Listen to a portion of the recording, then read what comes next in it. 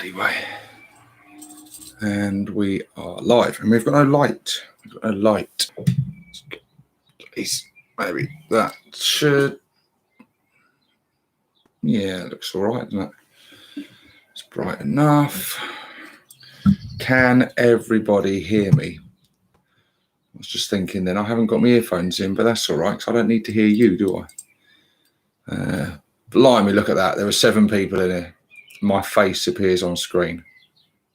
3 people disappear.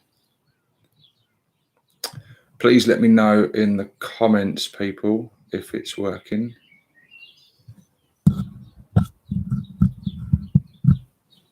Because right now,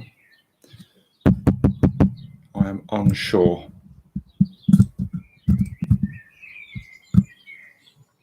Are we live? We are live, apparently. It's been a bit of a ball ache trying to get this one set.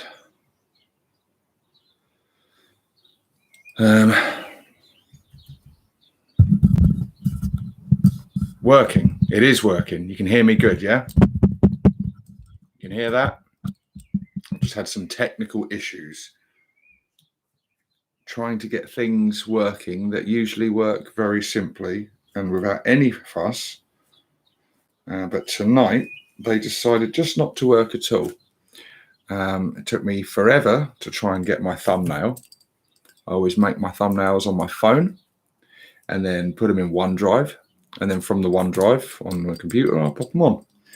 And today, it just wasn't having it. I did everything exactly the same as I always do. Saved it in OneDrive. There it is, in OneDrive on my phone, on my computer, on OneDrive. Nothing. And yeah, just can't find it. Must be some sort of compatibility issues. I don't know what it is. But at least you can see me and you can hear me. So that's good. Everything's working. I'm just going to allow people to filter in before we get on with the main topic of the show. Also, guys, I will say, you may hear, don't know if you can hear that. Birds tweeting. It is the evening here. It is just gone 9 o'clock. Just gone 9 o'clock in the evening. And the birds are still singing away out there. But I've kept my windows open because it is insanely hot in this house. I have no idea why. It hasn't been a particularly hot day. It's been a nice day. It's been a bit overcast at times, sunny at other times. But my missus seems to think we live in Antarctica, so the heat has to be cranked up like a fucking furnace. And yeah, so just literally breaking into an uncontrollable sweat, just sitting down. It's really fun. I'm rocking the merchandise today. The merchandise that, by the way, I haven't made available or done anything with yet. I made some mugs. Not some. I made well. There's only 2 of these in existence. One of which is here. The other one is owned by Big Mech Dan Skull, and then the other War Boss mugs are owned by the other War Bosses. This is the only one of a kind one of these T-shirts, but it is something I plan to do. You know, that we plan to do as the War Bosses collectively.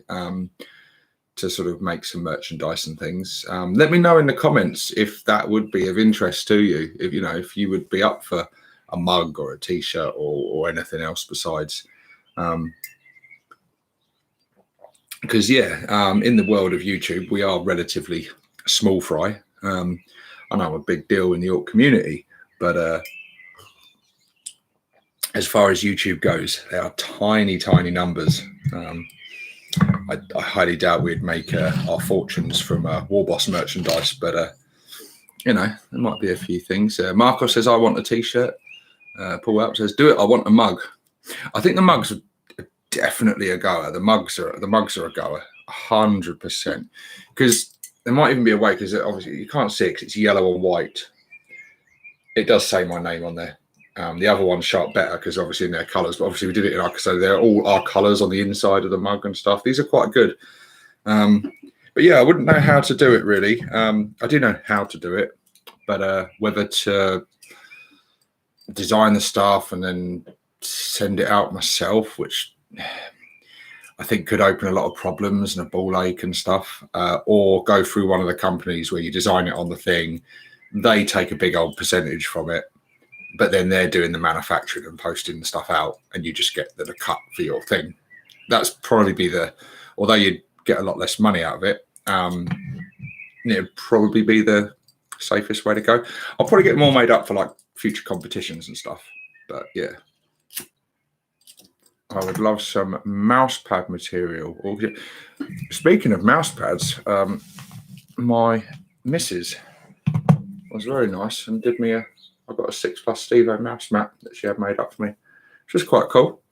I got that, and then I've got a framed picture thing up there that my friend did for me. I can't show you that because it's very heavy.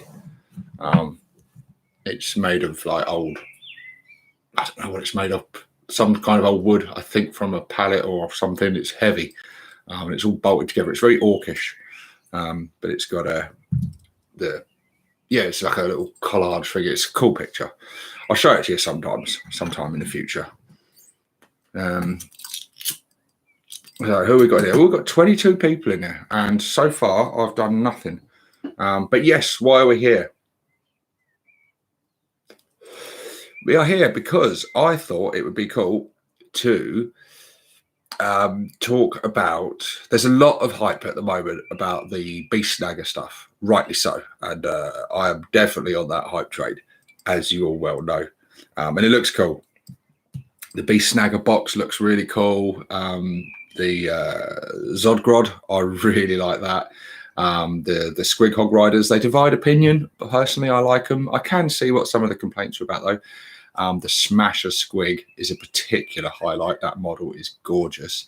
And the little Snotling riding the Squig alongside the Squig Hogs, the little bomb Squig thing, that is awesome. That is so cool.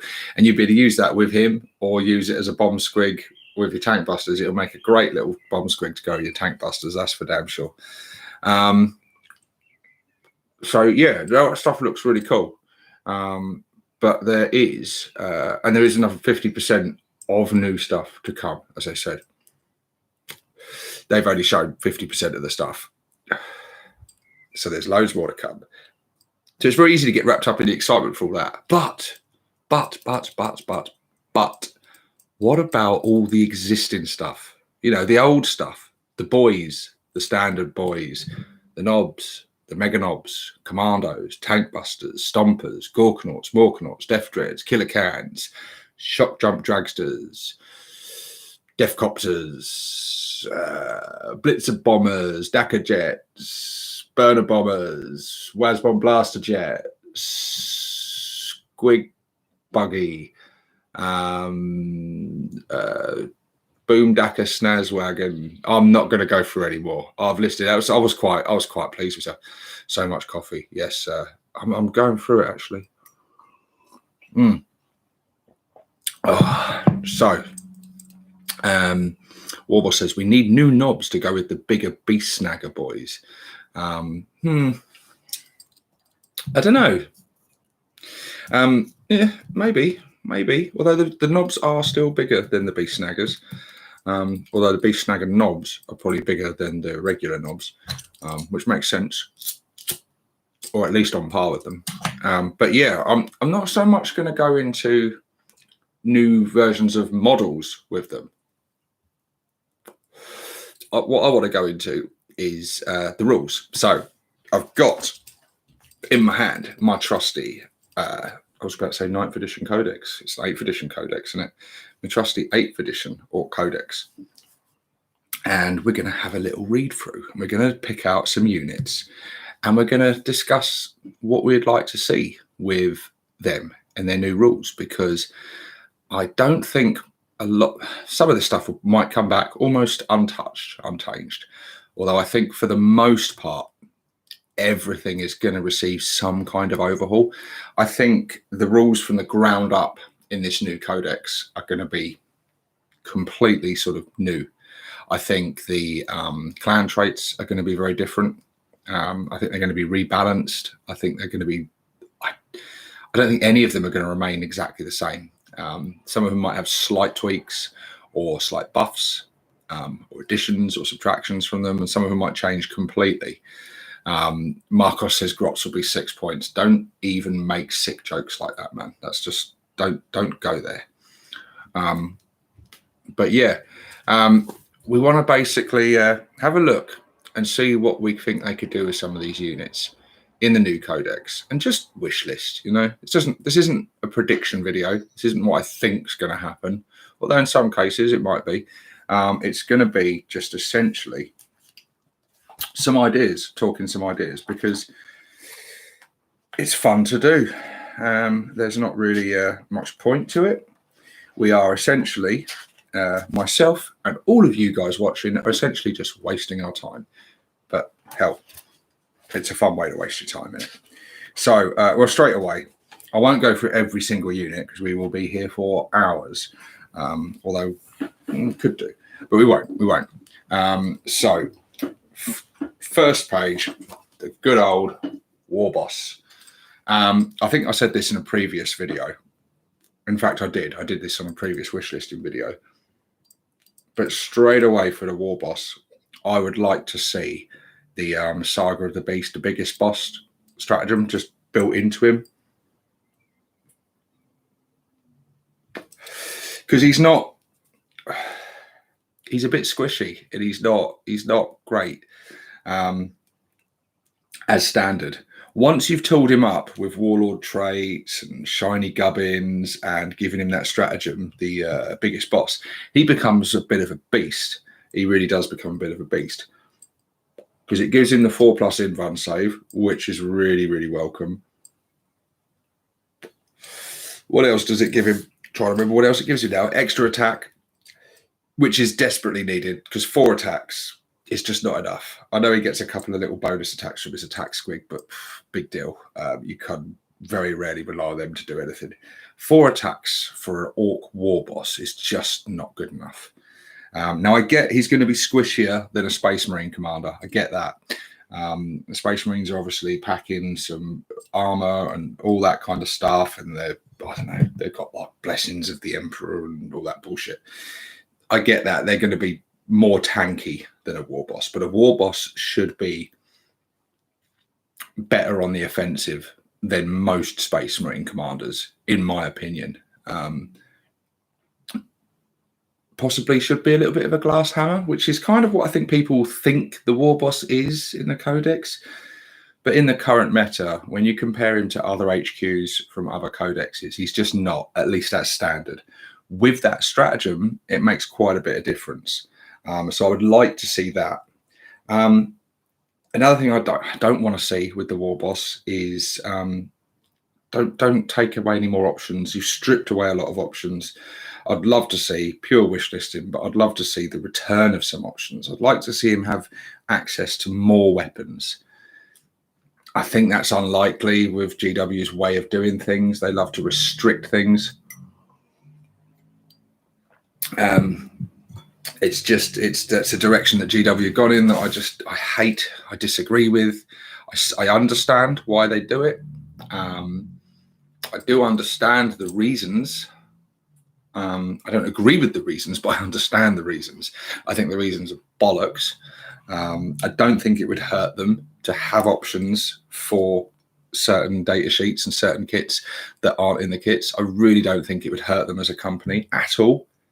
At all. I don't think they'd lose a penny.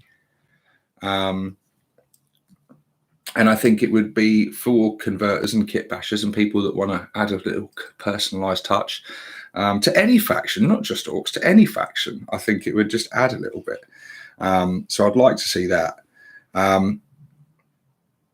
Yeah, I probably wouldn't change a whole lot more about the War Boss. Although, actually, no. War.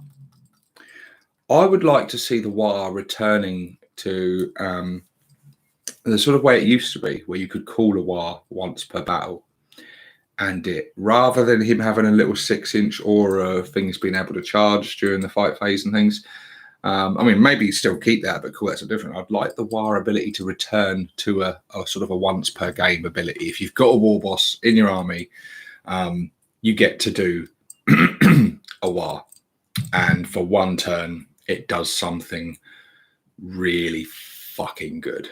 Like the old days. I'm trying to remember now, testing my memory. I can see the books over there, but I can't bother to lean over and get them and remind myself what it was. I think it might have changed over editions, but I believe, and certainly in one edition, I think it made your army fearless for one turn. Or was that just under Gazskull? I can't remember. But that would be quite good for like one turn in the game. Your army's fearless. And it's just like, more frenzied, more. I'd like to see that. It would just, your opponent would be scared of when you're going to call the war. I think it was far more interesting then than just as a 6-inch aura allowing boys near your war boss to charge, even if they advanced, which is a good ability. It's a very good ability.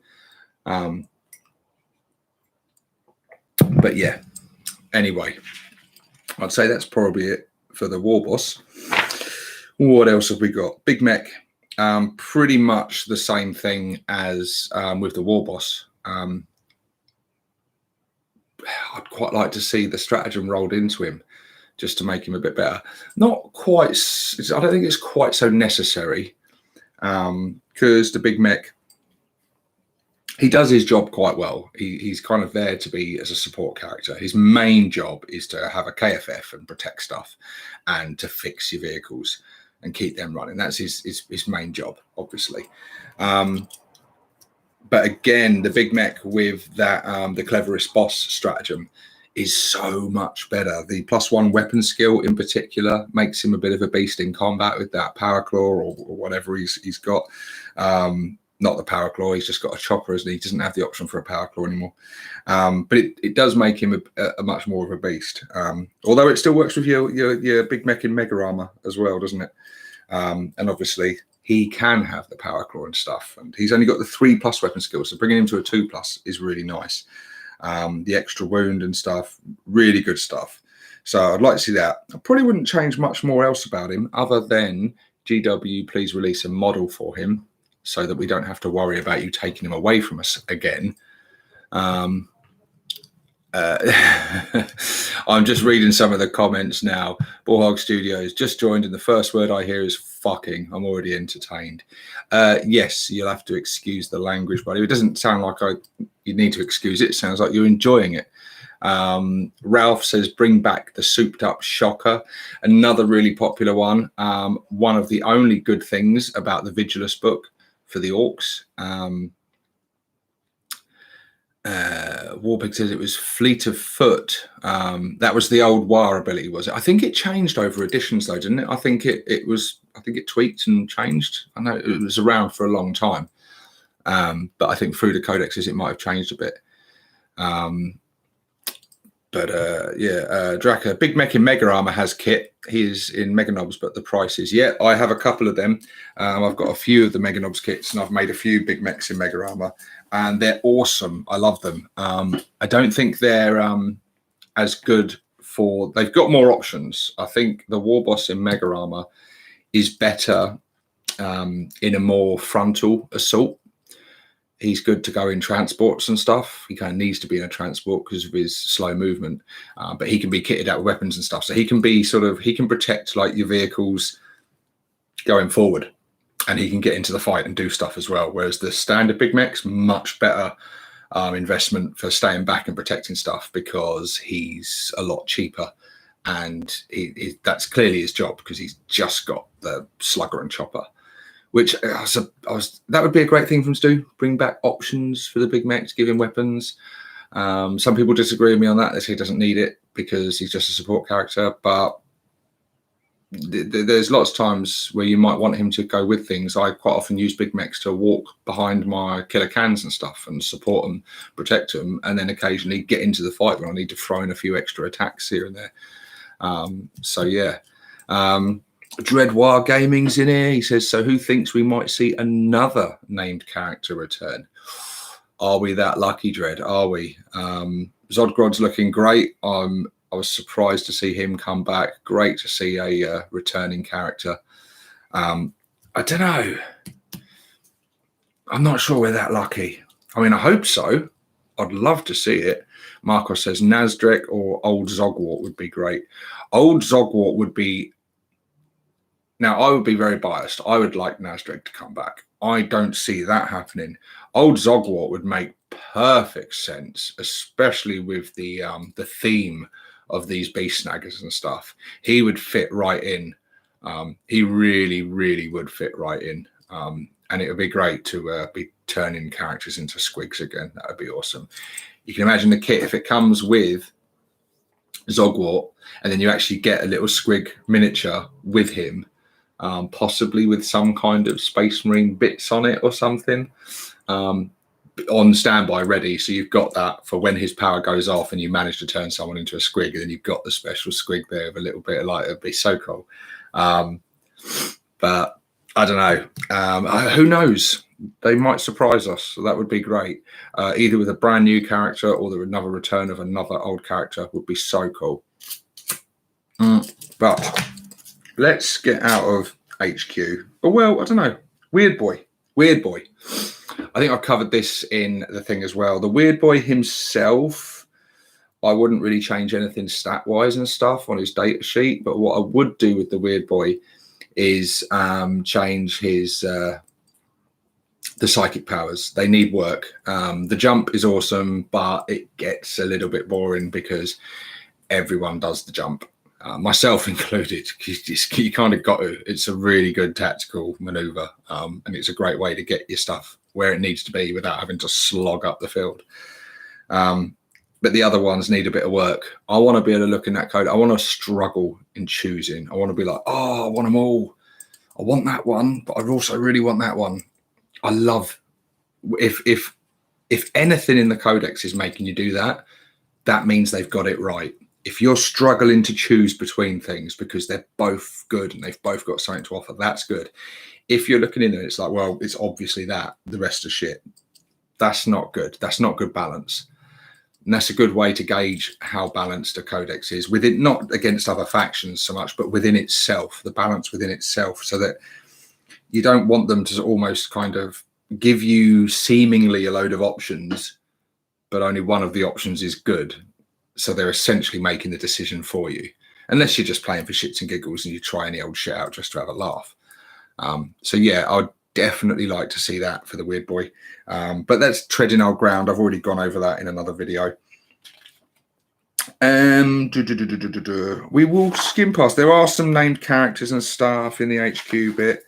I haven't got a huge amount of experience with these named characters, so I'm not going to go into them too much. The Death Killer War Trike, I like it. Yeah, I don't know. I don't really know if I'd change anything about it. I think it works well. I think it works particularly well in dread mobs and things, because that speed war ability is very handy. And he can dish out some punishment. And yeah, he's just, I like the Death Killer War Trike.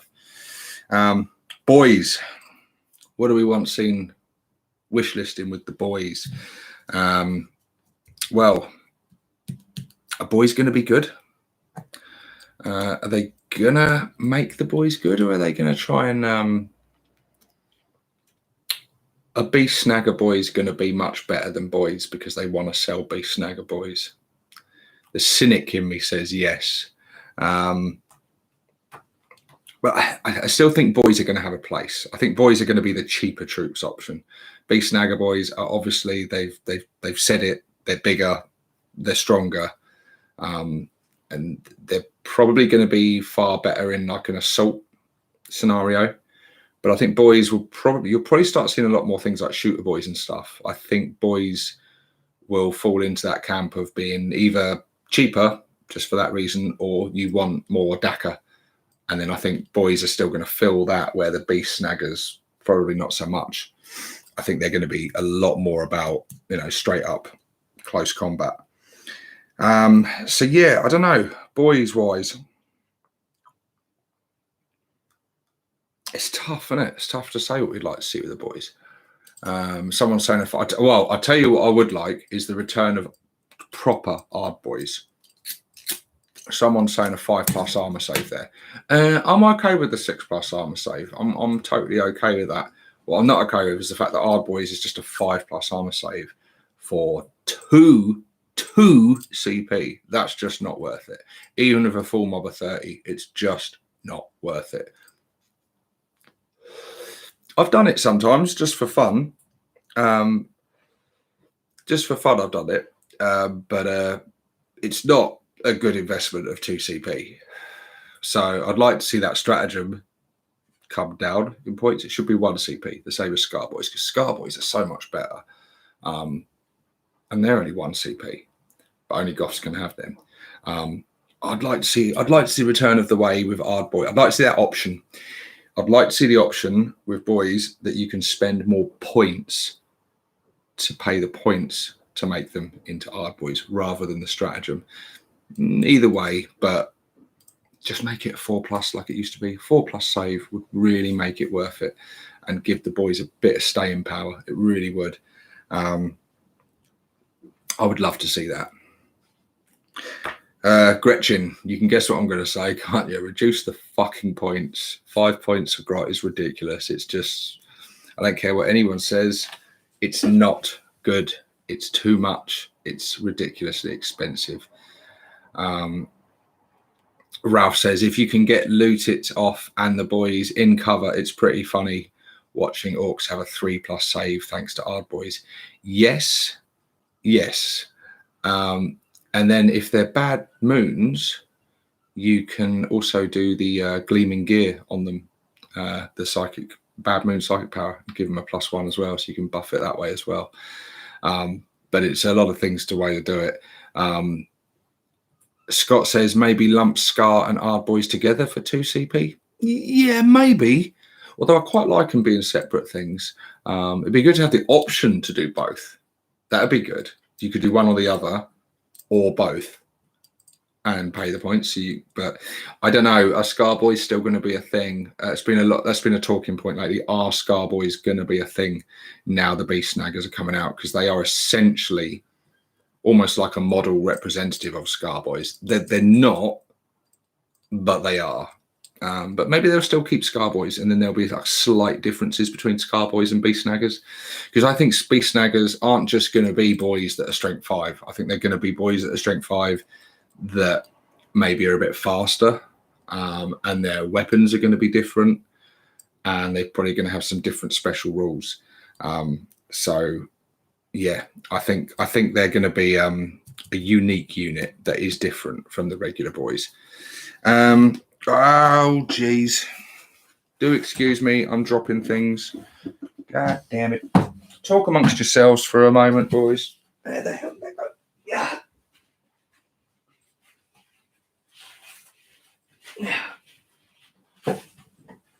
Bloody thing. Come on. Sorry about that. It's like where I brush my head there as if my hair was in my eyes. I haven't done that for a few years. Right, and now I've got my book down the other side. And I'll say it again, it is so damn hot in this house. It is ridiculous. I can see myself on camera getting red, getting a bit shiny. Honestly, it's like I'm sitting in a bloody sweatbox. Just bending down to get something under my desk has just got me sweating one out. Absolutely ridiculous. Hey, Stevo, says Essex. Hey, mate. God, there's chats going crazy. Scar Boys options for in the same box as Beast Snaggers would be nice. That way you could build in one way or the other. That's a cool idea. I bet the Grots will get the Poxwalker syndrome. I'm not sure what the Poxwalker syndrome is, buddy. You'll have to clarify. Tommy Grimboot, Scar Boys and Tank Busters have that same issue. War Pigment, damn it, Stevo, rolling them 1, I see. Yes. So, yeah, Grots. I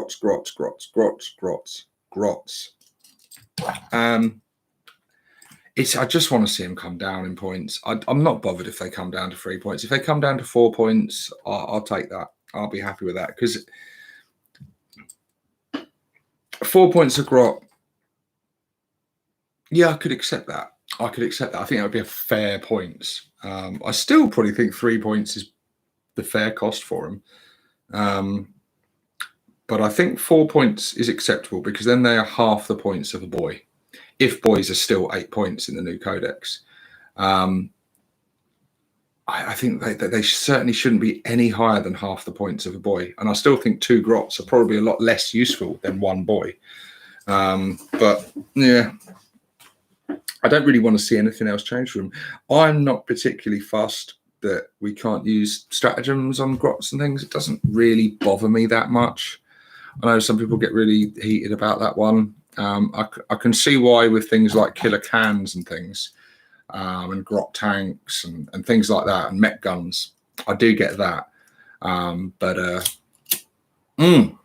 That's a good idea, Metalhead Tribe. It says grot points 4 points and unit size 10 to 50.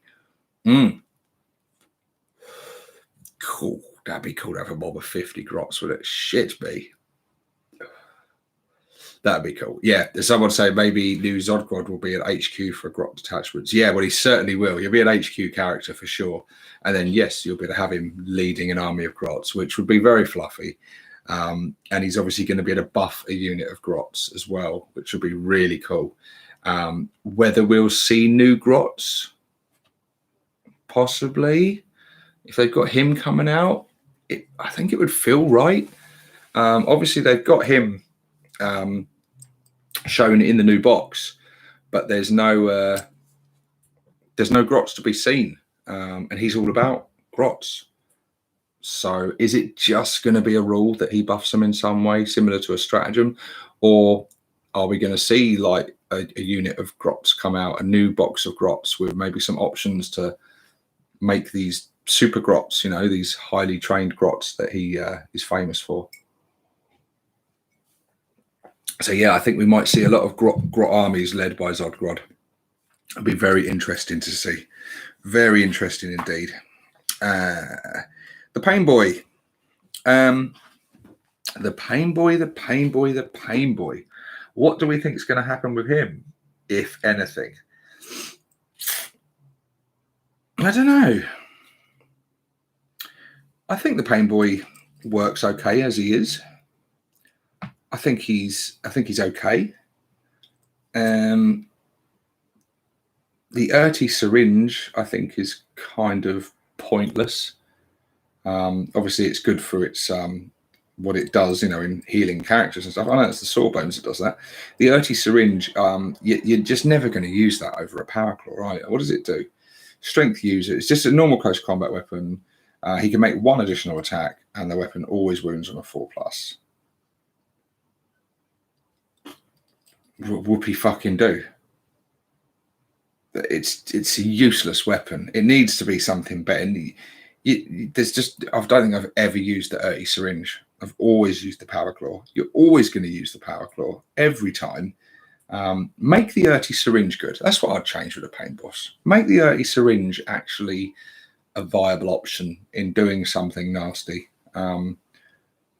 Some sort of poison attack that there's something better than just wounding on a 4+. Maybe you get 1 attack with it. This is what I'd do with the Urty syringe. It'd be a gamble. It'd be a high risk, high reward weapon. You forego all your attacks. It usually has 4 attacks. You forego all that. You get 1 shot. 1 shot. You roll to hit on his weapon skill, and then you roll to wound. 50-50 chance. 4+. Unit's dead. Just dead outright. Or it does something really nasty, like D6 mortal wounds or something. It's a poison weapon. Like, he stabs the Urty syringe in, he injects, and it just fucks them. They're fucked, you know? But it's a 1-shot deal. You miss that 1 attack, that's it. That would make it, if you were facing your Painboy against like an enemy HQ or something, you'd be like, oh, go with the power claw, try and get that, or I can just try and kill him outright. Just try and jab him with the Urty syringe. I think that would be good.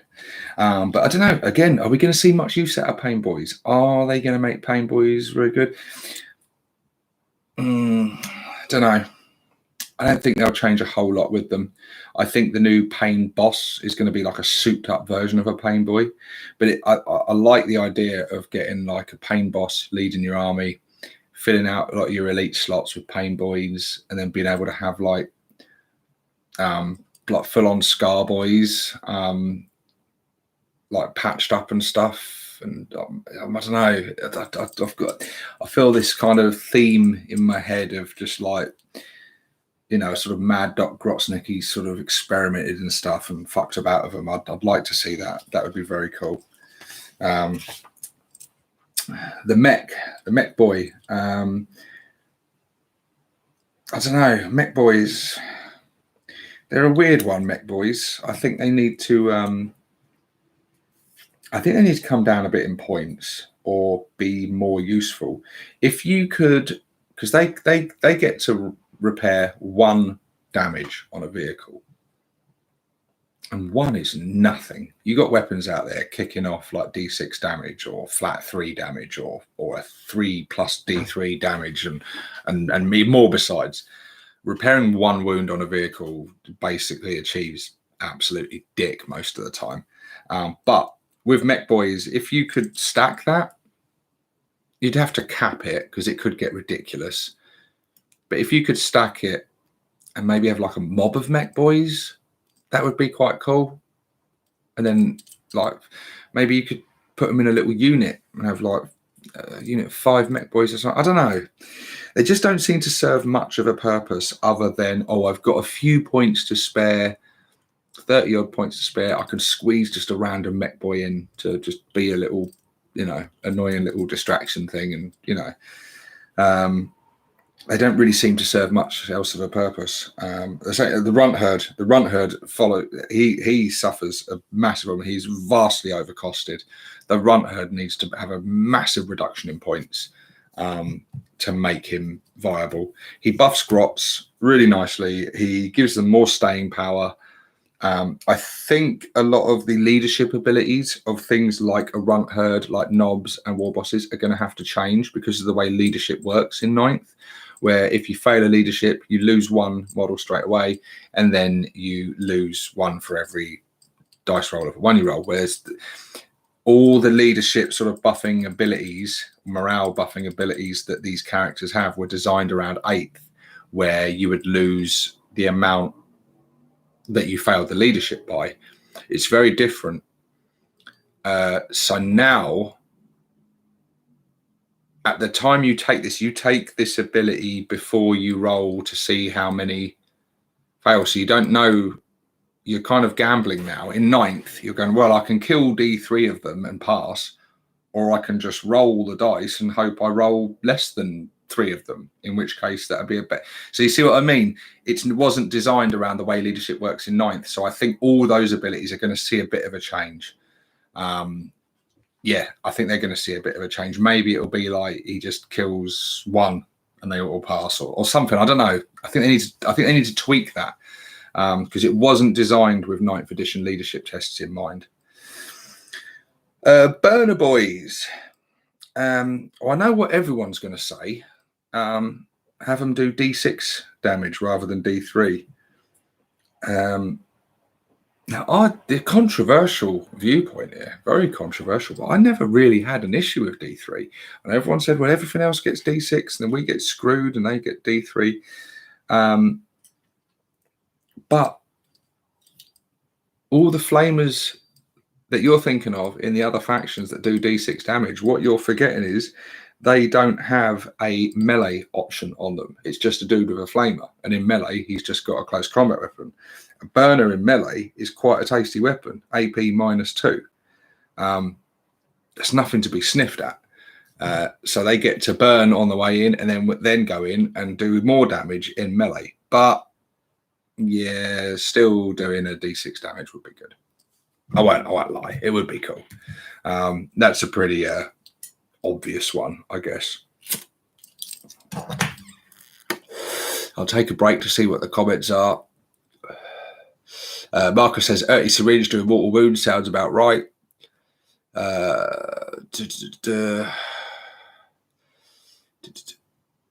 Pain Boss Takeover, says Big Dozer. Warpig says Doc Army. Mr. Nam, if it hits that enemy attack last, yeah, maybe. But you'd already be at that stage, wouldn't you? If you're already rolling the dice to attack, then you kind of be at that attack. Ralph says, give Mech Boys a Git Finder to make their Mega Blasters more dangerous. They can't even take Mega Blasters anymore, can they? They used to have that option. They can in Legends, but they can't in because one of my Mech Boys has a custom Mega Blaster that good old Idic Beer painted up for me. Did a lovely job on him. Yeah, they can have the custom Mega Slugger, not the Mega Blaster, unless you use Legends rules.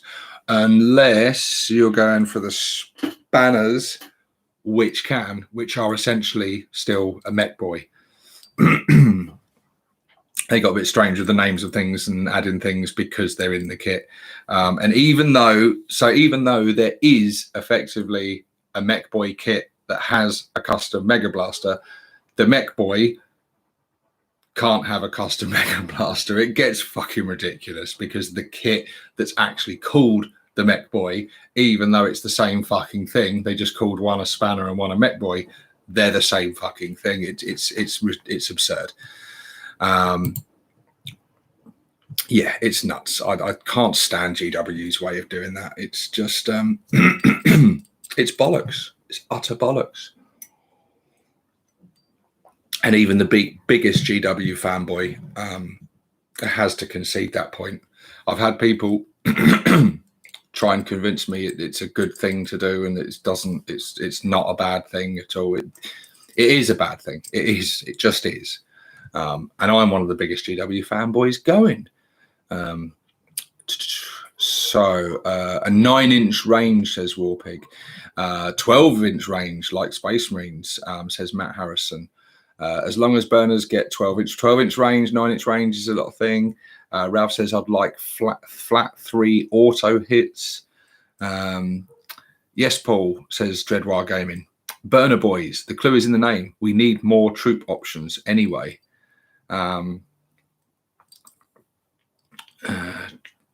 Pigdozer says burner are melee weapons with a side effect in shooting phase. Yeah, I guess they are, aren't they? I guess they're kind of better in melee than they are in the shooting phase. Dreadwire says, and they ain't that elite. No, I guess they're not. They're just Orc Boys with burners that have a passion for burning. But I guess that is kind of elite, isn't it? Elites are kind of not necessarily just better. Elite units essentially are kind of specialized units. They're not. I think although the term elite implies that it's better, I think elite covers also just specialized units. So I think burners and things still belong in the elite section, although the elite section is a hotly contested section in the Codex. I think we know our troop section is getting bigger. It's getting bigger by at least 50% because now we're going to have boys, grots, and Beast Snagga boys. So we know we've already got one more troops choice to choose from as it is. It would be cool to see some pyromaniac armies, says Tommy Grimbooter. Jonathan Skit says, "What's up, 6+ Stevo?" Not much, mate. Just chatting shit about orcs with you fine people. And then Jonathan Skits also says, "I would like our stuff to be cheaper on points."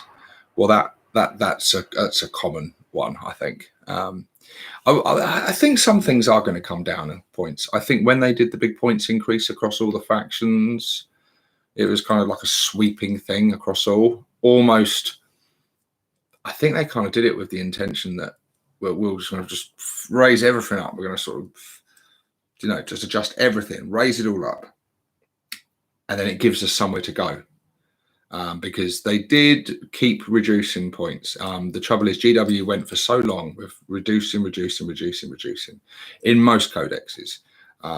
As each codex come out, more stuff went down than went up across the board for most factions. and it was getting to a point where it got like certain things kept dropping and dropping and dropping.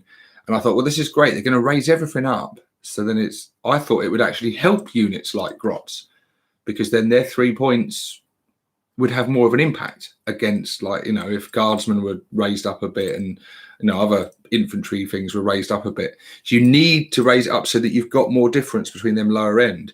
Once you get to that sort of 10 points and below, there's very little places you can go to adjust. And, a Grot is different to a guardsman, and that should be reflected in the points. A guardsman is different to a Drukhari warrior or an Orc boy, and that you should have that reflected in the points. But if you've only got like 6 points, from 1 to 6 points to go, it doesn't leave you much. You know what I mean? Am I explaining that right? With like a large unit, like a tank or something, you can shave 10, 20, 30 points off to reflect that it's not as good as this other tank that's 40, 50 points more. You know what I mean? But with the lower end, so I think the whole crease was good to get that differentials between the lower stuff. But yeah, just I don't know. I think they just said, look, everything, we can't go lower than 5 points. I think that's what they seem to do. They just said, right, 5 points is the bare base minimum. And then just basically made a whole load of stuff 5 points. And Grots had the shitty end of the stick because they were the weakest of all those units, and yet they're the same points as them, which is just ridiculous. And it makes it, for competitive reasons, makes Grots a very tough choice. I still use them because I love them, but it's just better to have boys at the moment. The rules for 9th locking +1 has gutted freebooters and the chance of getting orcs with a 2+ ballistic skill. Yeah, of course. I haven't really thought about that because I haven't played a freebooters army yet. Yeah, of course it has. I didn't think about that. Well, that's the thing. When you've got codexes designed for a previous edition, and when they change all the rules, there's a lot of things that come into it that you don't consider. And like I said, I haven't even considered that because I haven't really played with freebooters. So obviously, yeah, things like that affects the same thing with the leadership. The way things, you take D3 wounds and then automatically pass your morale and stuff like that. It was designed around the way leadership work in 8th, and like you say, the freebooters thing was designed around 8th edition, so that doesn't carry over, and that always happens. That's happened throughout history. I've had that with several codexes playing from like 4th to 5th edition. And you're like, oh well, this rule doesn't really.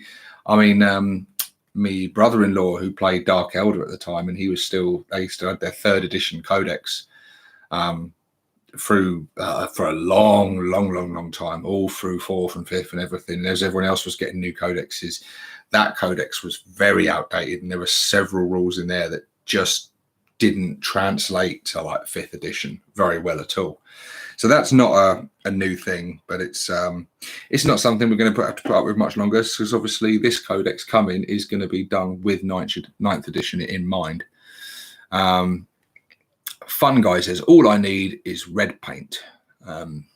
Jonathan Skit, isn't just me, or is GW doesn't want us to loot shit anymore, which I think sucks if that's the case. I don't think that is just you, mate. I think a lot of people, a lot of Orc players feel like that. I mentioned it briefly when I did my very excited hype train video after the reveals of all the Beast Snagga stuff. I picked up on the fact that in the video, I can't remember what the guys' names were who were doing it. I say I can't remember. I just don't know what their names are. But the guys that were did the video presenting all the new stuff, it was the terminology he used where they were talking about the war boss in Mega Armor. And he was saying that, oh, we haven't had a model represent it. We've had him in the rules, and people have been forced to sort of bodge their own one together. And I'm like, don't say it like that. Don't say it as if it's like, oh, they've had to cobble together some old shit, some inferior one. It's like, no, don't say that, because people have created some amazing stuff, and that's a massive draw to the army anyway. So don't say it as if it's a negative. Of course, they want to sell war bosses, so they're going to say it like that. But I don't know. It's that. I think it's little moments like that that show you what they think of this sort of stuff. they give out mixed signals on it, but I think it's pretty clear to most of us who have been around a long time to see that GW aren't really supporting the whole kit bashing, converting, scratch building scene. I kind of get, you get why it doesn't seem like a smart business move to kind of approve of that stuff and shout about it and promote it to get more people to do it, because you want people to buy your minis. If they're making their own, they're not buying your minis. But I don't think it actually is that simple. I think most of us who convert and kit bash and scratch build still go out and buy all the minis, because most of the people at that level are hardcore into the hobby, and they still want to buy the stuff in the same way that third party, I don't think is much of a threat to GW, unless they're doing like, fully copywriting their stuff. But if they're just doing alternatives things, most of us have a load of third-party miniatures in our collection and love a lot of the third-party companies. But look how excited we all are for this Beast Snagga stuff, for the most part. We're still all planning to put down pre-orders and buy this stuff and bite their hand off for it. So I don't think it does them any harm at all. And I just think...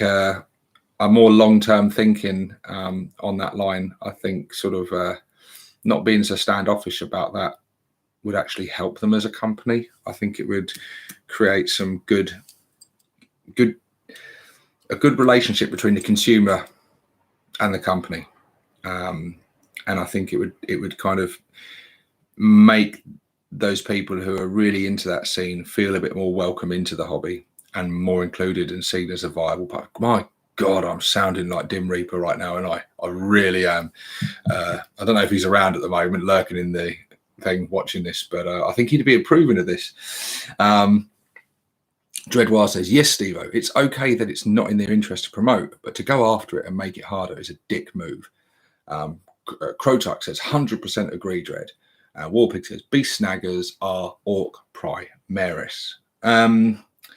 Yeah, this is a thing that's been thrown around a lot. We are getting wildly off topic here. I will get back on topic soon and continue through the book, I promise.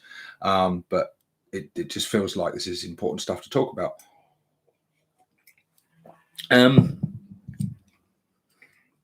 I don't know.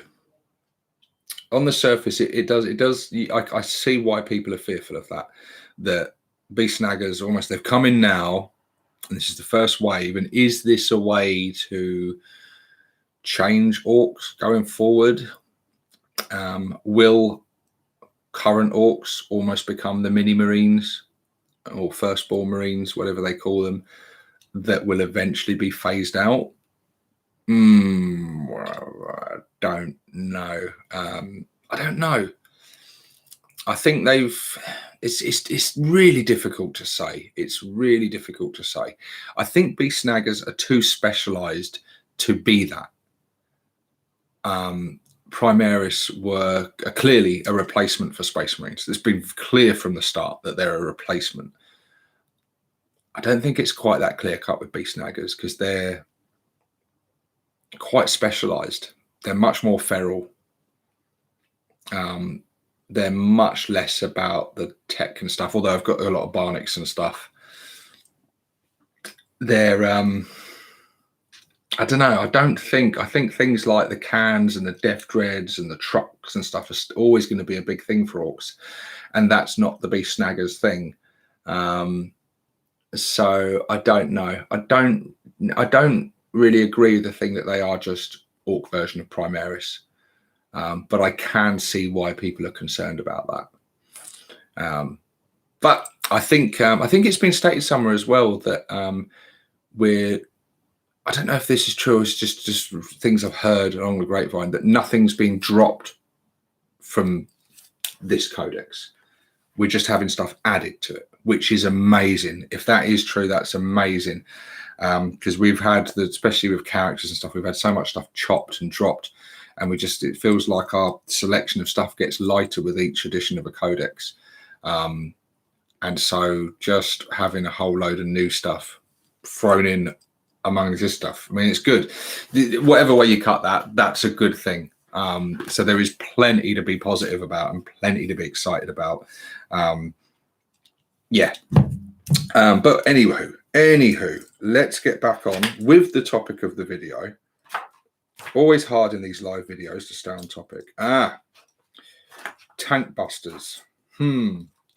What are we going to see with tank busters? And do we need any changes with them?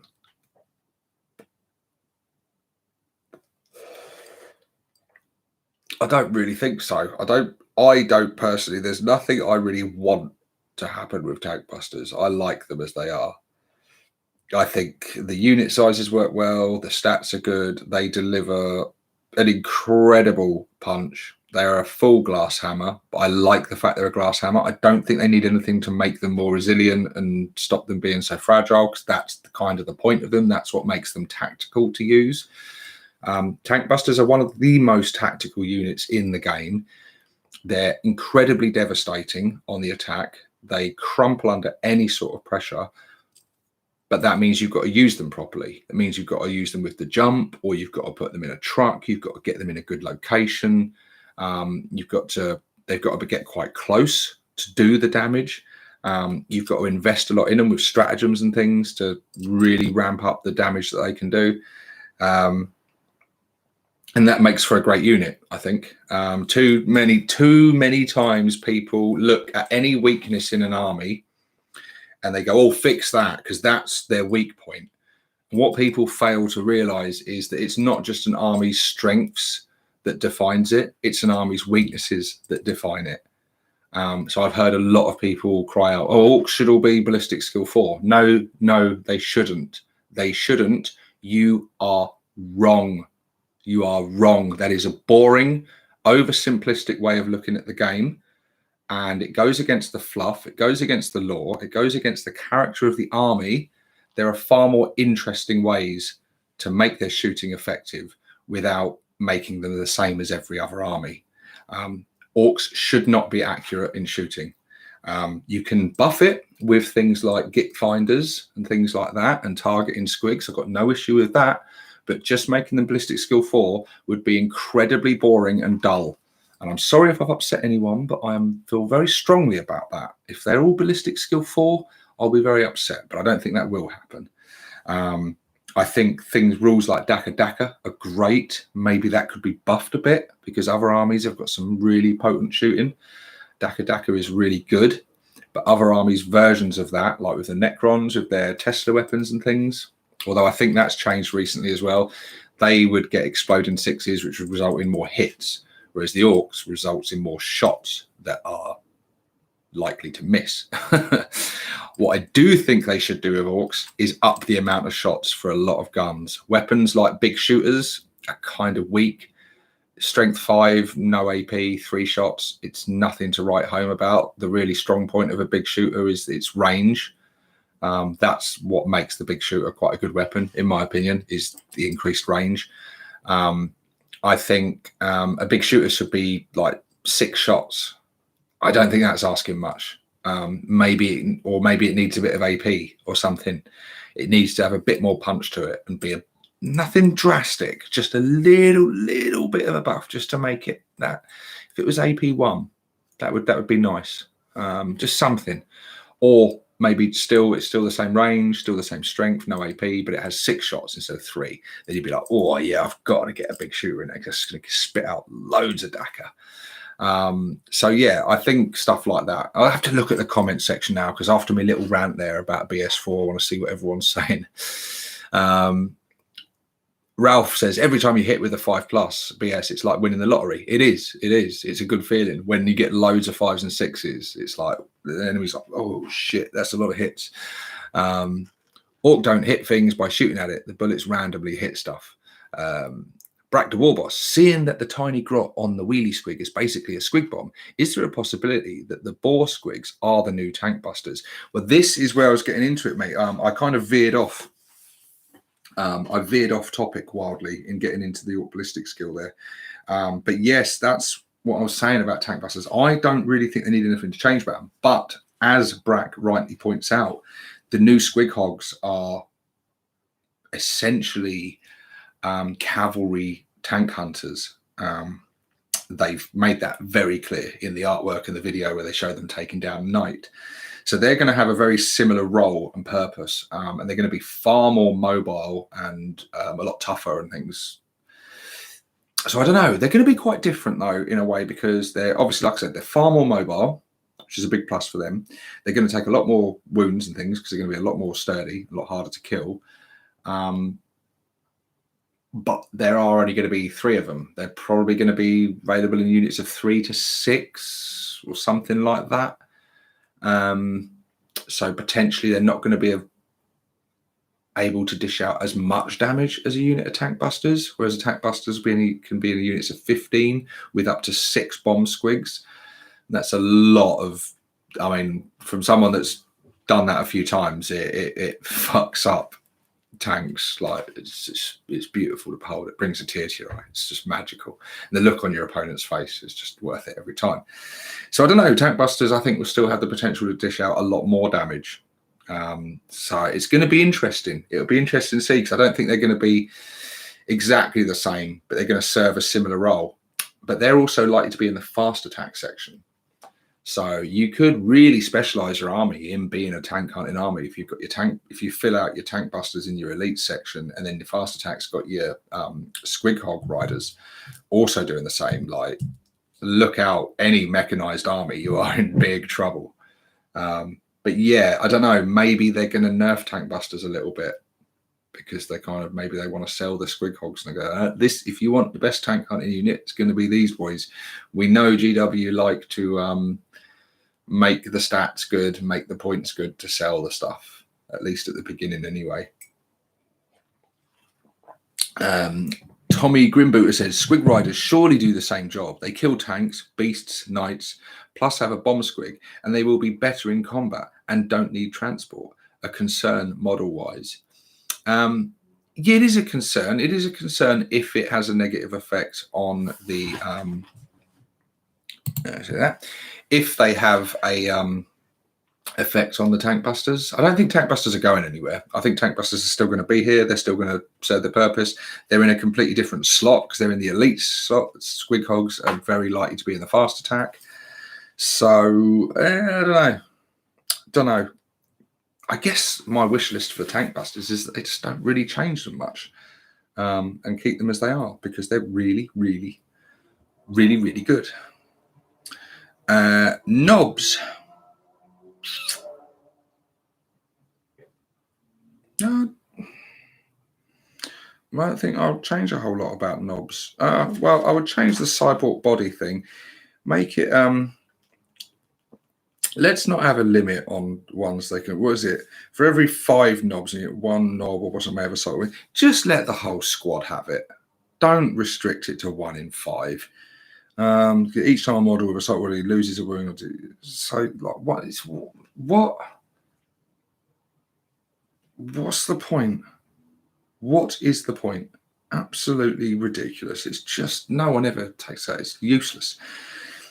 Let the whole squad have cyborg bodies, and then you could get really creative, and then that would go really well with the pain boss and the Painboy and stuff. Just say, like, no, I don't know, points or stratagems, whatever, upgrade a whole knob squad to having cyborg bodies. That would be far better. 1 in 5 is utter bollocks, complete waste of time, pointless thing. Just because they had a few cyborg heads in the kit, they're like, oh, we'll throw in this token thing that's basically bollocks and achieves absolutely dick, because it does. It's just a complete waste of time. Yeah, make that mean something. Make the whole unit cyborg bodies. That would be cool. That would be very cool, and you could create some really cool looking units where you just would go, I want to make a whole unit of cyborgs. There you go. There's your way of doing it. Yeah, do that. And GW go, but we've only got so many parts, so we can't say they can all be there. Actually, fuck off. Anywho, knob with war banner. The knob with war banner is really cool. I think possibly a little bit overcosted, personally, but I think he's cool. I think it's great because he's one of the few units that can still use a custom shooter. There's another wish list for you. Bring back the custom shooter. Just let people have it, because I know, but Like the custom shooter is just really cool. I just want the custom shooter back because it's an awesome weapon. And very few units can take it now, and the only reason they can take it is because it's on the kit. So like this, yeah. Mega Knobs, I'm kind of happy with the way Mega Knobs are. I think they're a really good unit. They kind of divide opinions. Some people think they're really, really good and powerful. Other people don't really rate them that much. I don't think they're like an uber top tier sort of unit among the whole game. But I think within our codex, they're one of the strong units. I think they're good. I think they're really good. They are just, they tank a lot of damage. They've got good shooting power if you give them the right weapons. They've got good combat abilities if you give them the right weapons. They're just good tanky unit that can, they're kind of good. They're good at combat. They're good at shooting. They're good at tanking damage. They're just really, really fucking slow. Which is as they should be. They should be slow. But I think they're great. I really like them.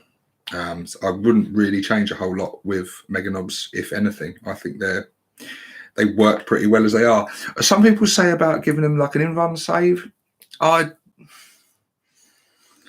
think that's for, I think they say give them an in-run save for competitive reasons. I don't think it's for lore reasons. I think it's almost the same argument as saying I'll make Orcs Ballistic Skill 4. I don't see why they should have an in-run save because they've just got thick scrap metal suit of armor. I don't think that would give you some kind of invulnerable save. Invulnerable saves are generally things for like force fields and things like that, or like some kind of blessing or some kind of magic or something, a psychic thing. I think generally invulnerable saves are for things like that.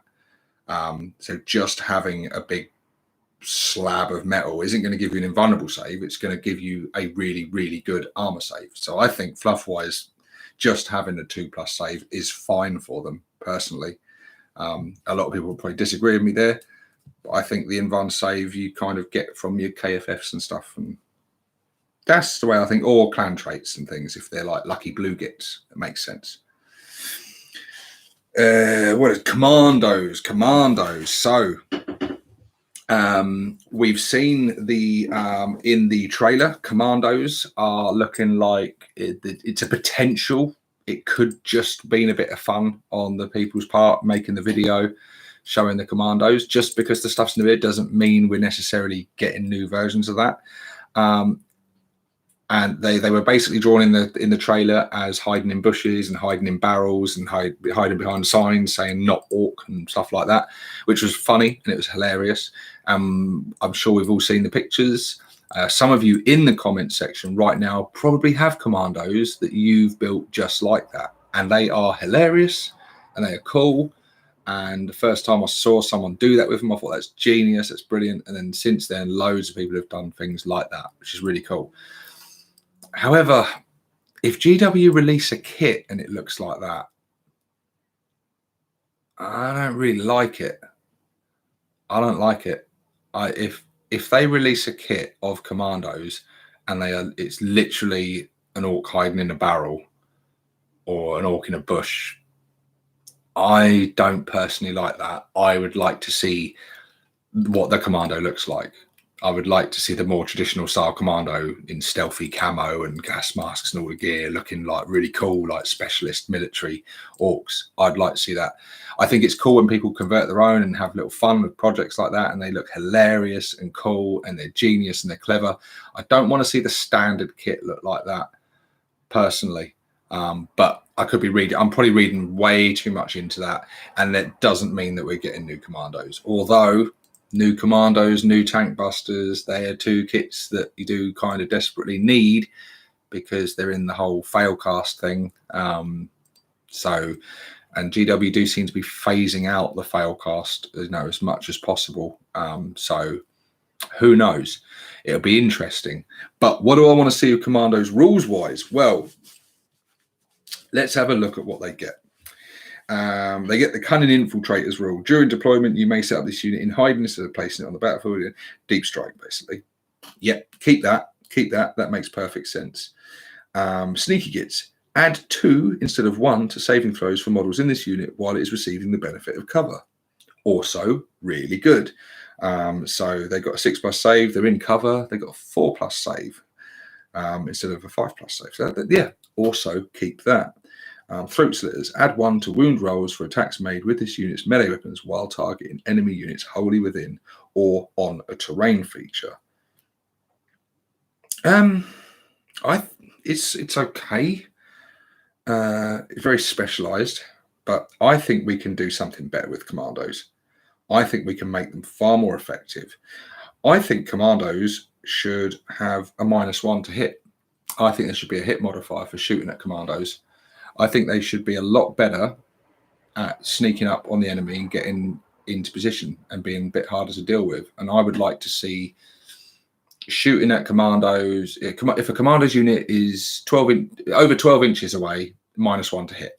I think that would be really cool for Commandos. It'd be very fluffy and very cool. Not just when they're in terrain and stuff, just generally all the time, because they're like stealthy and they're hiding and they're skulking and they're hard to see because they're camouflaged and they're sneaky gits. I think a -1 to hit on Commandos would be really, really cool. It's total wish listing because, well, I don't know. It might not be total wish listing because if we got a new kit coming out, they'd be able to do this. I would like to see them have specialized weapons back again because they used to be able to do that. We used to be able to have like one of a rocket launcher or one with a big shooter. So then when you deep strike them, you could have your sneaky pop shot with your rocket launcher. People used to use it in older editions of the old vehicle rules when it was just like one hit to possibly take out a vehicle. They would have like a unit of Commandos deep strike or sneak in somewhere and fire off that one shot of a rocket launcher in the rear of a tank in its weak point and try and get a lucky hit and take something out. And it made them quite a tactical. They could go in for like a precision surgical strike on a key unit and try and take it out in its weak point. So I think things like that would be cool. Being able to equip one with a burner or a scorcher. Just being able to, they're specialists. They're going to sneak into the right position and then surprise the enemy and do something devastating. Whereas at the moment, all they can do is sneak up on the enemy and charge in, which is cool if you want to do that. But I would like them to have more options and be able to surprise the enemy in different ways, and you'd be able to tailor your unit of Commandos for a specific task. Your job is to sneak up and try and damage that vehicle, or sneak up and I don't know. I'd even like Commandos to be able to be equipped with maybe a new type of weapon, not a shooter, not a slugger, but make like a shooty unit of Commandos and give them like SMG type weapons with silencers on them. That'd be really cool. So you could sneak them in, get nice and close, maybe like some kind of thing that's got like an 18-inch range on it or something. I don't know. So it's similar to a shooter, but it wouldn't be called a shooter, or it'd be a shooter with a silencer on it, maybe.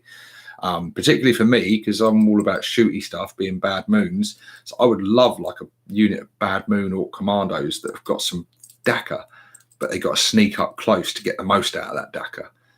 I think that'd be cool anyway. Barry P, he says sniper for Commandos, also a cool choice.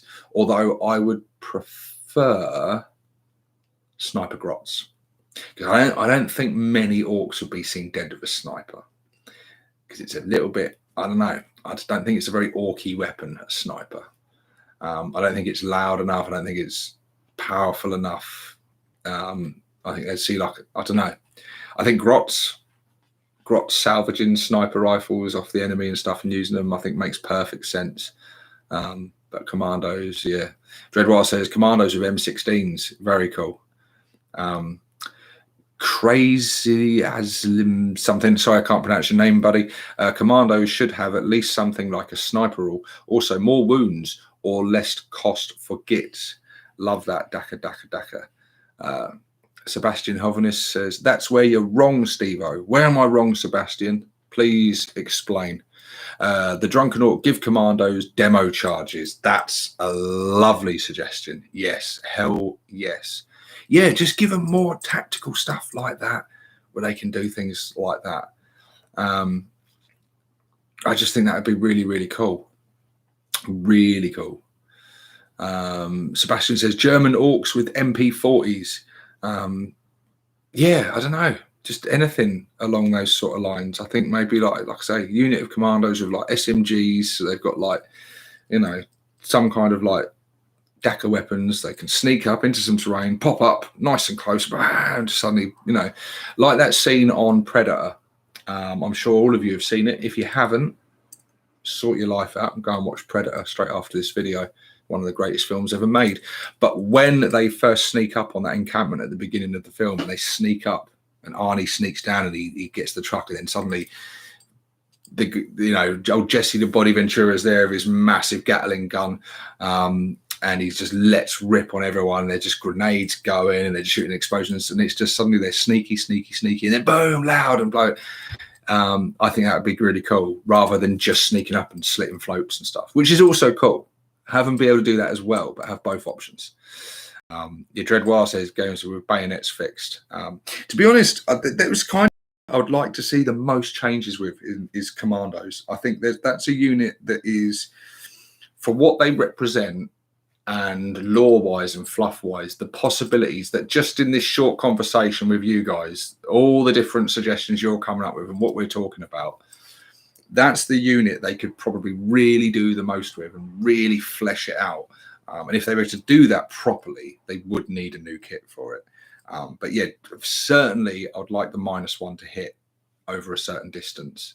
I think a -1 to hit on them would be really good. And it would go a lot further than just like a slightly improved cover save, which they probably should still have that as well. But yeah, I think they should be like really annoying. You know, if the enemy's trying to shoot them and stuff, they should be like really irritating to try and get rid of. And you kind of have to get close to them to get rid of them. And then, of course, you never really want to get close to orcs. So I just think that would be really cool. Because we don't have, what do we have that's like -1 to hit? We literally just have our flyers, I think. I think that's it, isn't it? We've got this currently, and hopefully it sticks with it, the Dirty Gubbins custom job we can put on vehicles for a -1 to hit, which is really good, by the way. If you don't use it, I highly recommend you try it out. It really does help them out. I'm not going to go into the buggies too much because I don't have most of them, and I haven't really played with them that much. Deathcopters.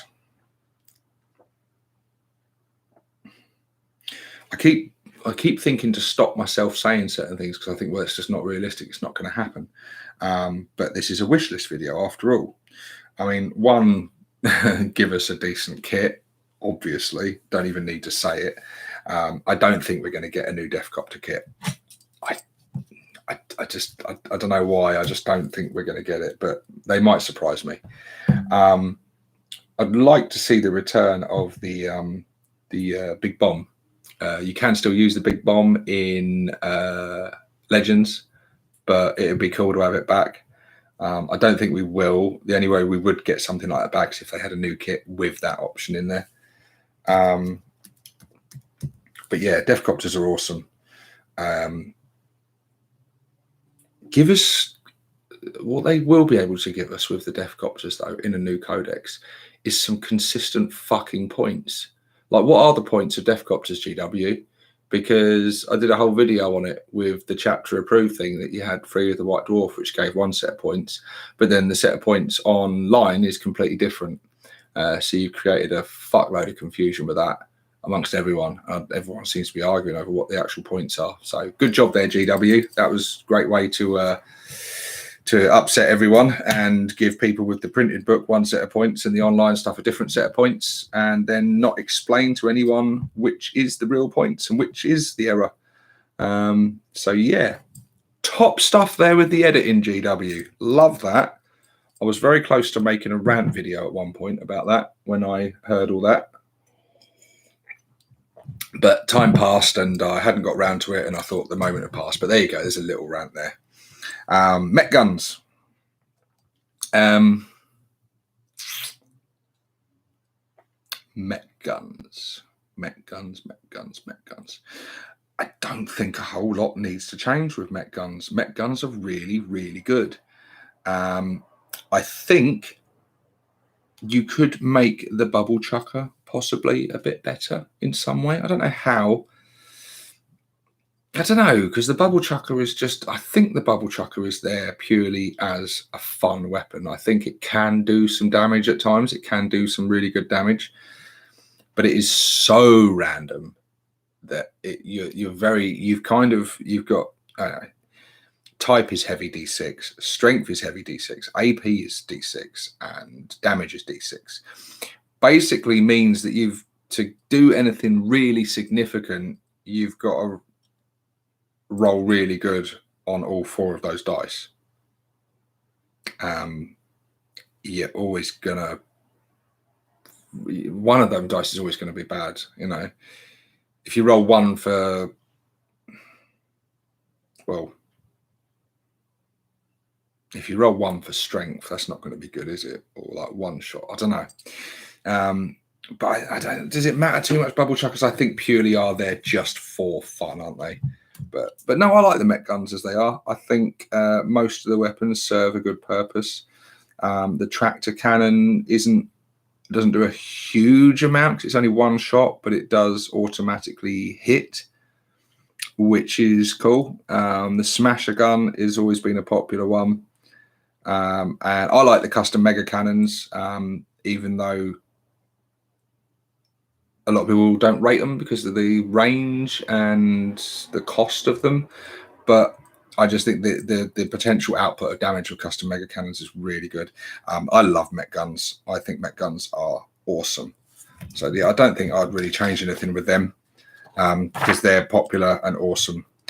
The battle wagon, I'd probably maybe lose the fact that the battle wagon's split into 3 different things, because you got the battle wagon, the gun wagon, and the bone breaker.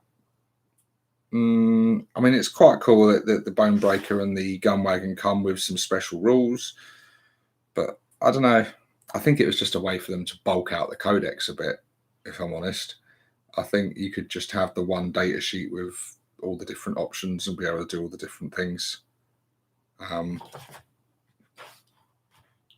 Yeah, I don't know. I'm not really going to go into points too much because points fluctuate all the time, and the points in the codex are going to change probably not long after the codex is out with another chapter approved and things, because they change the points all the time. So killer cans have got a lot better because they've had various point drops over the years, which has made them a bit more feasible, but they've always been not a great unit. Killer cans are hurt by the Gretchen keyword in not being able to use most of the stratagems. I don't know, hopefully that can be fixed. Like I said, I wasn't really overly fussed with Grots not being able to use it, but it's the Gretchen vehicles and stuff not being able to use the stratagems, which kind of sucks a bit. So I don't know, being able to benefit from clan traits and stuff with cans would be very cool. That would help them out a lot. But they have, since Saga of the Beast came out, been able to give them custom jobs, like being able to give them the things like the increased ballistic skill, or the -1 to hit, or the Orkimatic pistol. They're all cool, all good stuff. Faster movement, better shooting, harder to kill, all very welcome. Custom jobs are awesome. That would be a big wish list for existing stuff, I guess, as well, is keep the custom jobs from Saga of the Beast, because custom jobs are awesome. One of my favorite features of Saga of the Beast is the custom jobs. So cool. In fact, give us more customizable options.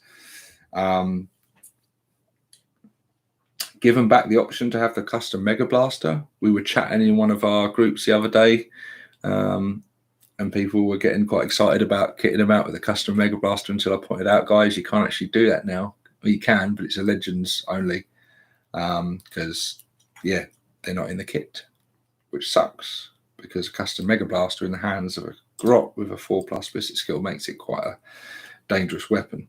But no, I love killer cans. It would be good if they were competitively a bit more viable. Definitely. Death Dreads rock. I love Death Dreads. Keep the teleporter thing. Keep that. I'll tell you what I would like to see with Dreads is give us the option to have all Dread Claws Not 2 Dreadclaws and 2 Dread Saws. Give us the option to have 4 Dreadclaws if we want to, and give us the option to have 4 big shooters if we want to, because I absolutely love that. Yeah, I love those options of being able to. Dreads are one of the really customizable units with the combinations of weapons you can do. I mean, you can do crazy shit with them. You could have a Death Dread. You could have a Death Dread now with 1 big shooter, 1 custom Mega Blaster, 1 rocket launcher, 1 Scorcher, and just have fucking fun with it. It's just a big Dakka can with all the Dakka, all the different guns, just for shits and giggles. And I love that about them. So don't lose any of that with the Dreads, GW. Don't you fuck with them, because Dreads are really good fun. Morkanaut, Gorkanaut. I think the Gorkanaut's really good now. I think the Gorkanaut's quite good now, especially with the custom jobs and stuff available to it.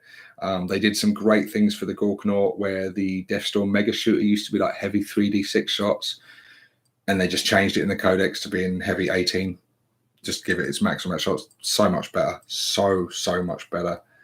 The Morkanaut is... Yeah, I don't know. Not sure they need a whole lot more changes. But to be honest, I think we've kind of... There's a lot more units in here. I did say I wasn't going to go over everything. Flash Kits. I know people are talking about Flash Kits. I mean, Flash Kits got a lot better because they got the 4+ save back. Remember when Flash Kits were a 6+ save? That was pretty bad, wasn't it? And they've had some buffs and things and improvements to them. They've become quite a popular unit now. I think it's another unit that still divides opinion. Yeah, I don't know. It's weird. They've got. I'd like to just see. It's nitpicky, but the way they've got like the Git Finder squig, and in this codex it says like the captain adds 1 to hit rolls for his shooting attacks. So I mean he's hitting on a 3+, which is nice. But they've all got Git Finder squigs, or they've all got Git Finders on them on the kits. That's what the things are on their shoulders. But it doesn't say that in here. It just says they're ballistic skill 4 with no explanation. And it's a minor little nitpick that probably not many people give a fuck about. But in the old ones, that's why they had a better ballistic skill, because they've got those Git Finders.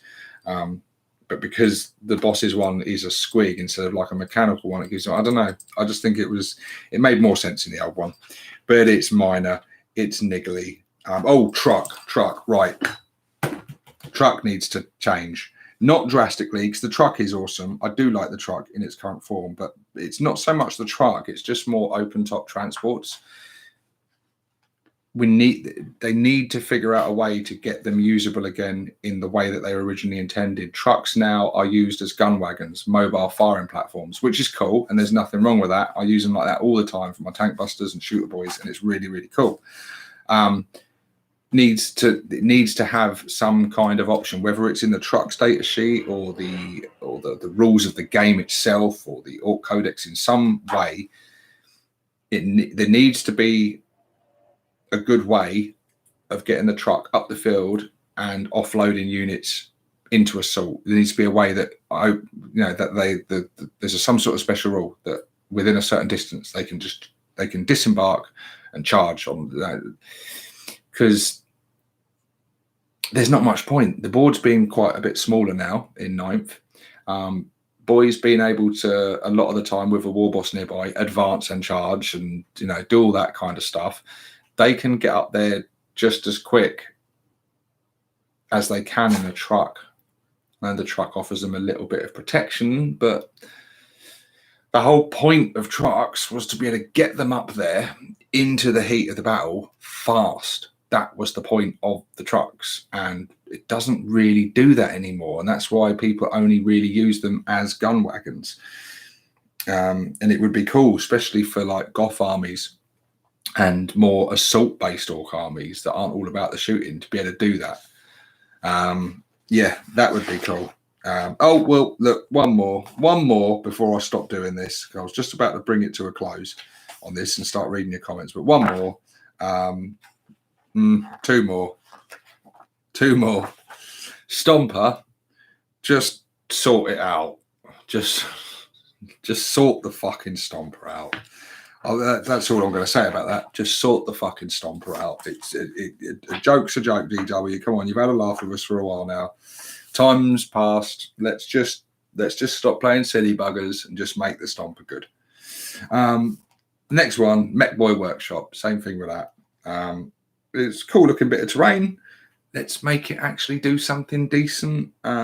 Don't miss a whole turn to receive a shit custom job that doesn't make it as effective as just doing something for 2 turns.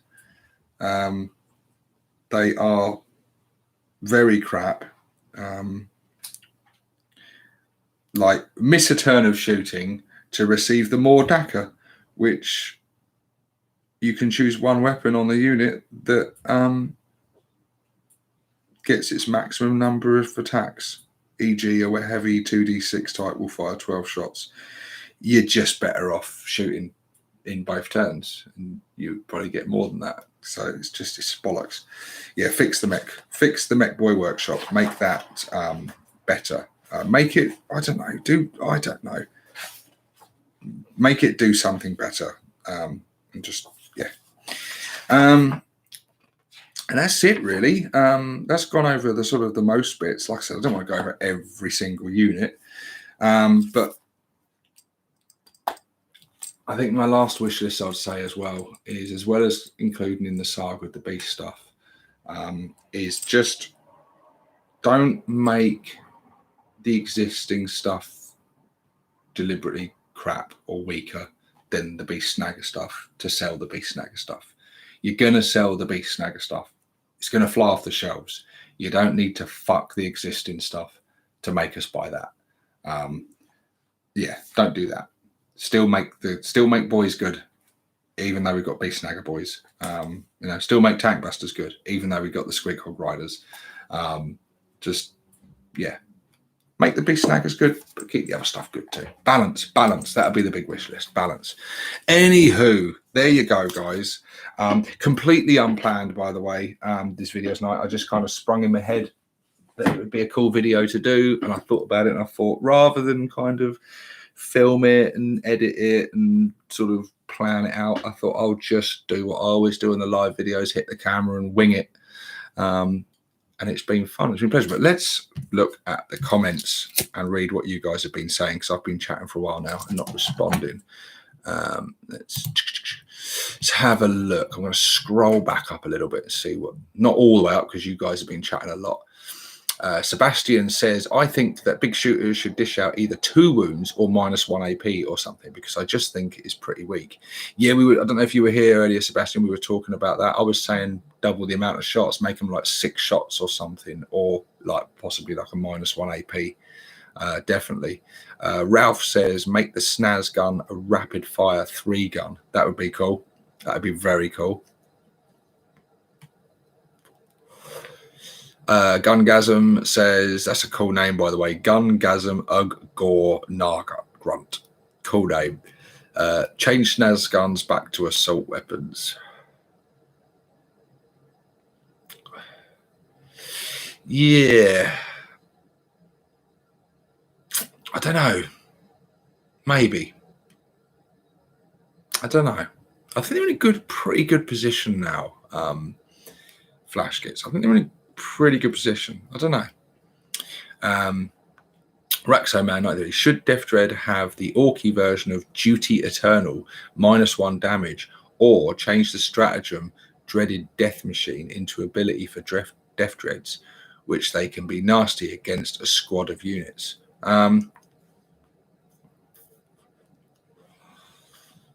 Yeah, that I see what you mean. Yeah, maybe. I think Death Dread. Yeah, maybe. I guess. I mean, I quite like Death Dreads. They're not like uber powerful. They're not like. They're probably not meta, are they? But I think they're quite good at what they do. Botuck says, Stomper, please fix the points for fuck's sake. You've worded that perfectly. That is literally, you should email that to GW. Just that. Brack the Warboss says better range on the flash kits would be nice. He also says also flash kits for all the clans. Yeah, I agree with you there, Brack. I didn't like the way they made flash kits just freebooters. I think they got a little bit too specific with them, because yeah, I don't know. Yeah, I would prefer that myself as well. It'd be great, like Bad Moon flash kits, re-rolling ones, or whatever it'll be in the new decks. Or for you, like Death Skulls, obviously getting that one lucky roll and having the all the benefits that Death Skulls trait would give would be very welcome, wouldn't it? It would be very cool.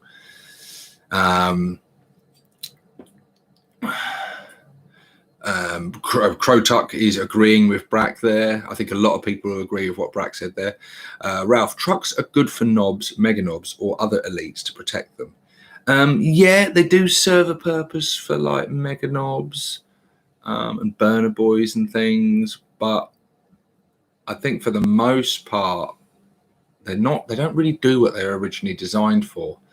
I don't think you get boys into combat any quicker in a truck than you do on foot. In fact, sometimes I'd say it's slower because of the way that transports work in embarking, disembarking, and all that. I think there needs to be a way where they can literally pile out and straight into combat, and they need to make that work.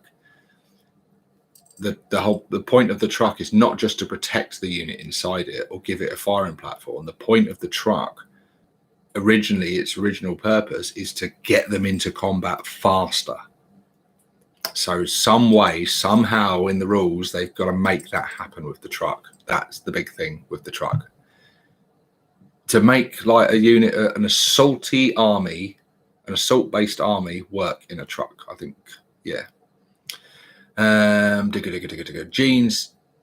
Oh, thank you very much, Warpig. It just popped up. $3. Thank you very much. That is awesome of you. And that's just what it has done though is dragged me out straight to the bottom of the comments, the ones really. But thank you. That's very generous of you, buddy. Awesome stuff. I'll be putting that towards some Beast Snaggers. Where was I? I've missed a lot of them, but I'll just read some random ones. Gene Gordon, great job on the overview, Stevo, even though I missed most of it. Well, you can replay it, mate. Once we finish, you can go back and watch the beginning. The first 5 minutes or so is just me blithering on, waiting for people to join and stuff. But thank you very much, mate. Ralph says the workshop has decent rules in Apocalypse. I have heard that. We were discussing. I think someone was saying that when we were in the Discord chat. By the way, link to the Discord in the description down below. Go and check it out. It's an awesome place. Crotuck says 100% make boys better, but in other ways than the Beast Snaggers. Yeah. You want them to be different but equal. Maybe the boys are weaker, but they're cheaper, and so in real terms they're balanced. Yeah. And yeah, make the boys have options with armor and firepower and stuff that the Beast Snaggers probably won't have. Giving super heavies repairs and a +1 to hit for all weapons is strong in Apocalypse. Yes, I bet it is. Sebastian says, who wants to fight over which clan is the best? We don't need to fight. We just all need to agree that Bad Moons are best and move on with our lives. Brack says, I was thinking of doing something similar tonight, but I suppose I'll have to find something else to talk about. Well, you can always talk about it too, Brack. I think people just love to see us all talk about orcs endlessly. Sebastian says, oi, it's Gung. Okay. Scott says, appreciate the content, broski. You are welcome, broski. That's the first time I've ever called anyone broski. I've probably said it all wrong because I'm not down with the kids. Sebastian says, Goffs is the best, you weedy gits. Yeah, Goffs smell bad and they don't have enough DACA generally. Gazgol does, he's got some nice DACA, but Mech guns should be 4+ armor save and change the Grot crew ability something useful rather than a pointless ability that makes them not count as models. Yeah, I don't know. I kind of like the way the Grot crew works a bit now because I've got them all glued on the bases with the guns. I think it just mostly I did it for the looks. I think it looks a lot better. But what it has done is made a lot of people just not bring them. They just have empty Mech guns sitting there, which I hate. It really bugs me. The red Mech, I'd like to see 12-inch Scorchers. Saucy git.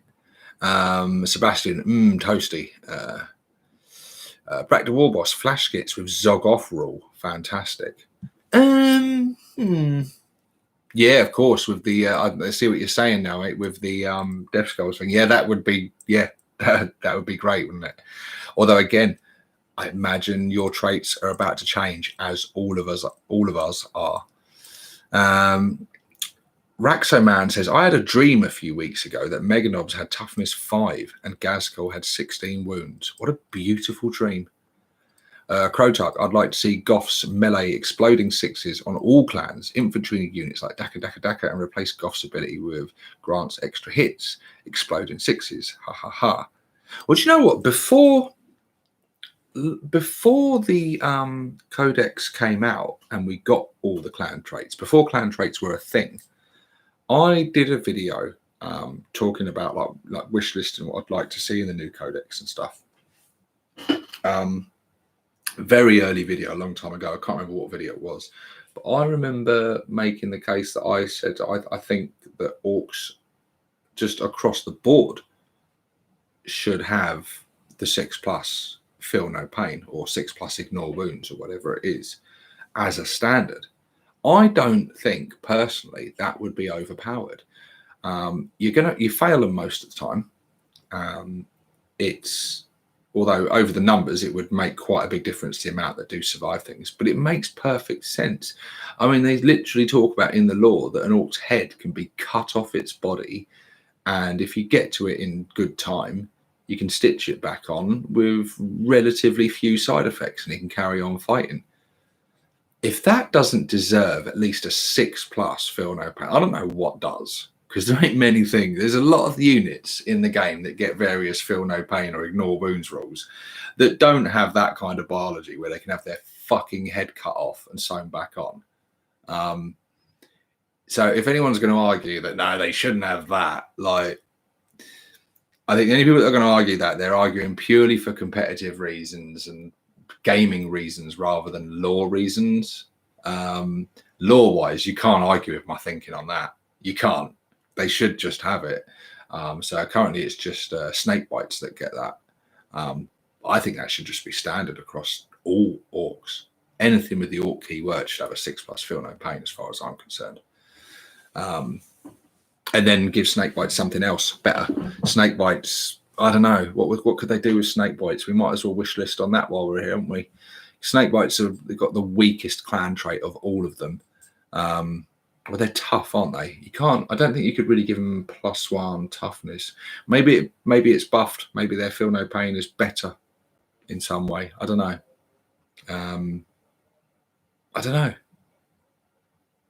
But something. Snake bites got to be made better. Bring back chopper rule. Bring back chopper rule. What was chopper rule? I know Goths have got it, haven't they? Were the what is it Winter's CEO calls it? He calls it whacker or something like hacker or something. Basically, the Goths got Daka rule, but in combat they get the exploding 6s, which is cool. Gungasm says, by the way, Steve, have you seen the supposed Gaz rules leak? I have seen it. I haven't bothered making a video of it because it shows some interesting stuff. I'm not over. Yeah, I don't know. But yeah, the leak's out there, everyone. There are pictures I'm showing. It's basically, from what I can see, it's the when you get the instructions in the kits and you get the sort of abbreviated rules of them in the instructions at the back. It's basically that someone's leaked the sort of the 9th edition stat line of Gazi. So it doesn't show all the stuff. It's just the very basic rules, but it's hinted at showing what his stuff is. I can't remember what the changes were, but there was some changes to him and stuff. But yeah, Sebastian says, nah, use tough, but you're all backwards. Get yourselves some power claws, you gets. He's talking to Scott, who says snake bites is the best you get. So everyone is fighting over which clan is the best. You're just not all listening to what I say, are you? You just need to bow down and show the respect to the Bad Moons, because we got more teeth than you. We've got more stuff than you. We got all the expensive gear, so we're just better than you.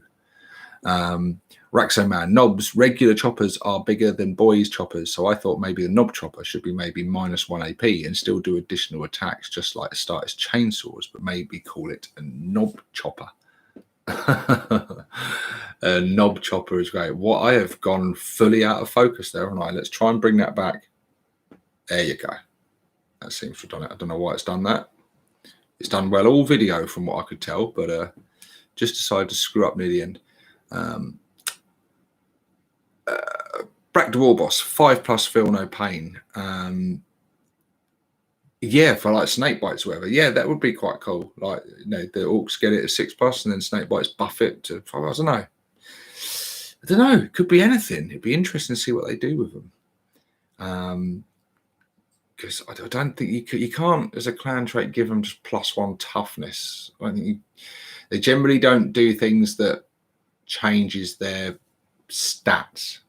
It's like they give them like a special rule or like a thing. So I don't think it generally changes their stats as such.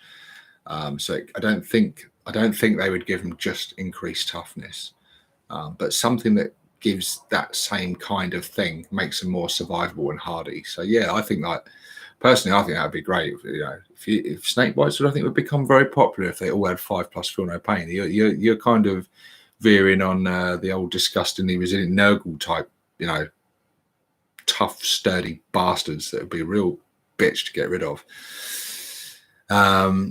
Sebastian says, yeah, but they also explain that orcs can take absurd amounts of damage before dying. Yeah, exactly. Scott says, shit, Gaz got shot in the head and had his head sewn back on. Exactly. My point exactly. It's quite a common occurrence.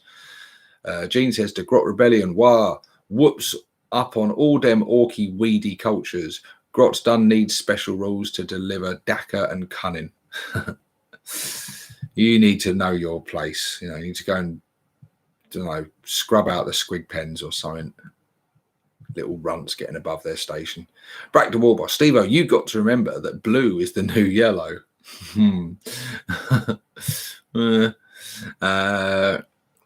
Ivan Landry says snakebite can fight even if they are slain in the combat round. That could work. That could work. Ralph says, should Grots get to benefit from cultures in 9th? I don't know, mixed feelings, because I wasn't really that bothered personally. Some people really hated it. Some of my fellow war bosses hated that rule that Grots couldn't benefit from the clan cultures. It kind of made sense to me, really, because they are just Grots. But it did bug me with things like killer cans and stuff. So I don't know. I don't know. Geargut says, looks like I missed out on almost all of the fun. Yeah, you have, mate, because it's what we are now coming up to 1 hour 50 minutes. I kind of thought I was going to go for about an hour. It went a lot longer. But yeah, I am just bringing this to a close, buddy. But you'll be able to watch the replay. Gaz got shot in the head by a damn bolted and survived that. Yes, he did. Sebastian says, black is the new green. Come on, man. Just Goths aren't the best. Goths are the ultramarines of the Orc faction. There you go. I said it. No, look, Goths are cool. I like all the clans. Maybe not them filthy freebooters, but I like all the clans. Raxo Man says, how about snake bites get +1 to wound in close combat against vehicles and monsters, not counting that expensive snake bite stratagem? Maybe, but snake bites are the thing about snake bites in all the lore and all the stuff. It's always been sort of that they're tough, they're grizzled, they're that's always been their kind of thing.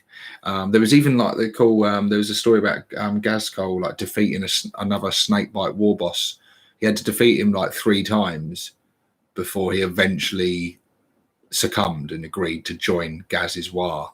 And I think he had his head cut off, and then his head was sewn back on and stuff. I think that I can't remember what lore that was now, but yeah, there was a story of that. So snakebites have always been like very tough and sort of, I think the sort of bonuses you're talking about, I think that the Beast Snaggers are going to get a lot of that stuff. But yeah, Warboss says, for the longest time I thought Grotsnick was goth, but turns out he's a Death Skull. Yeah, I've made that mistake in the past as well. But yes, no, he is a Death Skull. He is a Death Skull. Be interesting to see what they do with him in the new codex, and if they change much with him at all. That'd be quite interesting. I'd love to see a new model of Grotsnick. That'd be really cool. I think they could do something very special with him.